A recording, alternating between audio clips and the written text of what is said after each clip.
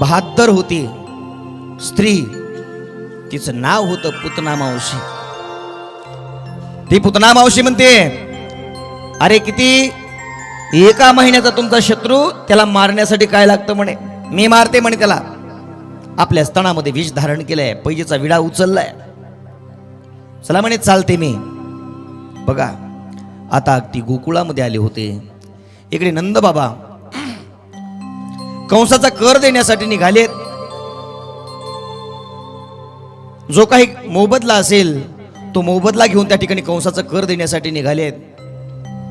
परंतु त्या ठिकाणी गोपाळांना काटेखोरपणे सांगितलं होतं, बघा या ठिकाणी गोकुळाचं रक्षण करा. गोकुळही त्या ठिकाणी, गोपाळही तटीबद्ध त्या ठिकाणी रक्षण करतायत. रक्षण करत असताना नंद बाबा कंसाचा कर घेऊन गेलेत आणि एवढ्यामध्ये पुतणेचं आगमन झालंय. तिथं नामा म्हणे आली नंदाच्या घरा, स्वरूप सुंदरा देवांगणा. जसं अप्सरेचं स्वरूप त्या ठिकाणी धारण केलंय, स्वरूप धारण करून त्या ठिकाणी आलीये.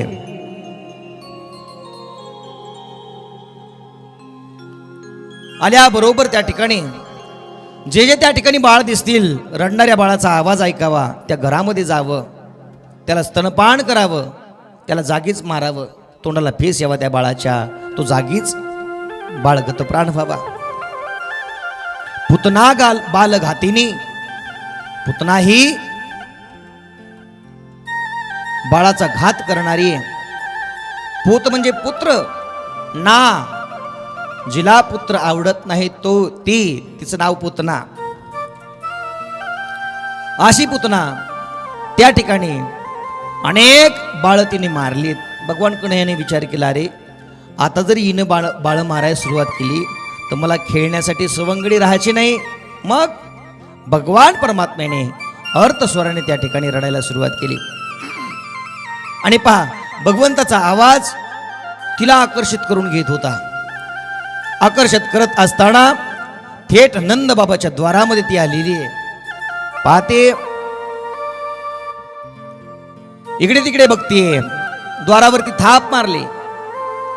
कोण आहे तुम्ही, कोण आहात? यशोदे ओळखलं नाहीस? अरे म्हणे तुझी बहीण आहे मी.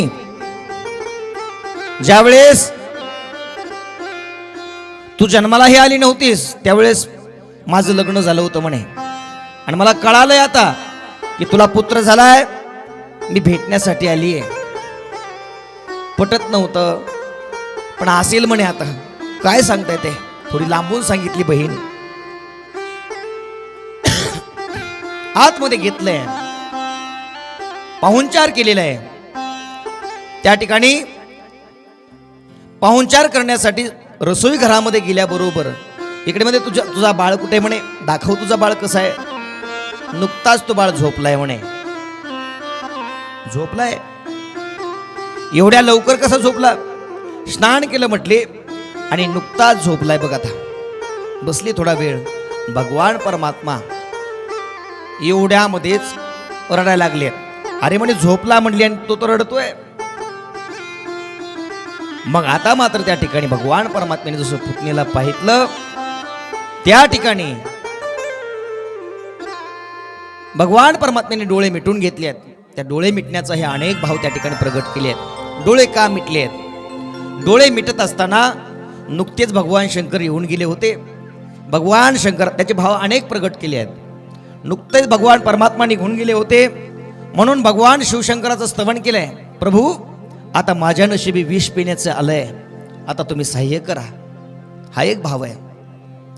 दुसरा भाव असा आहे, प्रथमताच मला दर्शन झालं विषाचं आणि स्वतः विष धारण करून त्या ठिकाणी ही पुतना आली आहे, ही मला मारणार आहे. प्रथमतः त्या राक्षसिनीचं तोंड पाहू नये म्हणून डोळे मिटले.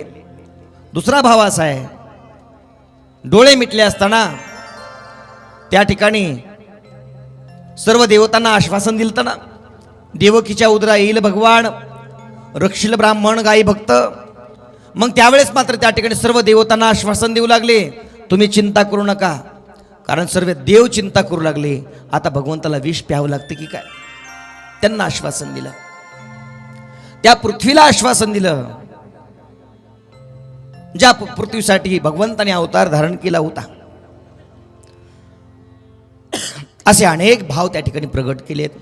जसं त्या ठिकाणी भगवंताने डोळे मिटलेत, डोळे मिटल्याबरोबर त्या पुतणीने जवळ घेतलंय आणि पत्र आड केलंय आणि स्तनपान करतीये. स्तनपान करत असताना भगवंताने पहिल्या गोटामध्ये तर विषप्राशन करून घेतलं.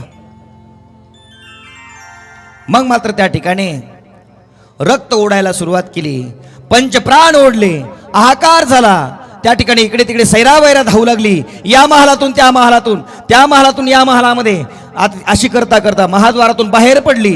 बाहेर पडल्याबरोबर भगवान श्रीकृष्णाने विचार केला, अरे ही पुतना मावशी काही सामान्य नाही. जर गोकुळावर पडली तर गोकुळ राहणार नाही.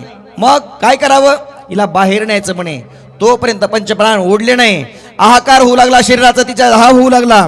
आणि अशा अवस्थेमध्ये भगवंताने तिला बरंच दूर नेलंय गोकुळाच्या. सर्व गोपवासी त्या ठिकाणी पाठीमागे धावतायत. अरे माझा काना, माझा काना, माझा काना म्हणून त्या ठिकाणी यशोदा पाठीमागे धावतीये. सर्व गोपाळ सज्ज झालेत, सर्व गोपाळ पाठीमागे धावतायत. धावत असताना बराच अंतर गेल्याच्या नंतर मूळ स्वरूपामध्ये आली. धिप्पाडची धिप्पाड, 3.5 कोसचं शरीर होतं. आणि अगदी अशा अवस्थेमध्ये भगवंताने पंचप्राण ओढले आणि पंचप्राण ओढल्याबरोबर तिचा त्या ठिकाणी घात झाला. भगवंताने तिचा उद्धार करून टाकला. गोपाल कृष्ण भगवान की जय. तेव्हा मात्र त्या ठिकाणी सर्व गोकुळवासी चिंताक्रांत झाले. एवढी मोठी राक्षसीन कृष्णाला मारण्यासाठी आली होती नंदबाबाच्या वाड्यामध्ये. चिंताक्रांत झालेत. काही गोपाळांनी शिड्या लावल्या, काही गोपाळ तर तिच्या केसावरून दोरीने जसे चढते तसं अगदी तिच्या शरीरावरती चढले. भगवान परमात्मा तिच्या अंगावर वरती खेळत होते. भगवंताला धरलंय आणि वरून खाली काढलंय. कोण गोपी माझ्या कानाला दृष्ट लागली असेल, माझ्या कानाला त्या ठिकाणी हो घाबरला असेल म्हणून कोणी गोमूत्र शिंपडते, कोणी त्या ठिकाणी गाईचं शेण लावते, कोणी त्या ठिकाणी गायीची शेपटी अंगावून फिरवते. नाना प्रकारची त्या ठिकाणी कन्हैयाची दृष्ट काढली.